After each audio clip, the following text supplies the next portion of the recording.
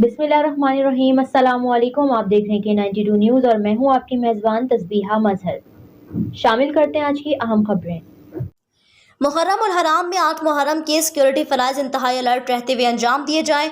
मरकजी जुलूसों, मरकजी मजालिस, मरकजी इमाम बारगाह और मसाजिद की सिक्योरिटी मुंतजमीन से बहम रवाबित के तहत गैर मामूली बनाया जाए। बम डिस्पोजल स्क्वाड जुलूसों के रूट्स, मजालिस के मकामात की स्वीपिंग और क्लीयरेंस को यकीनी बनाए। इंटेलिजेंस कलेक्शन इक़दाम को मौसर बनाया जाए।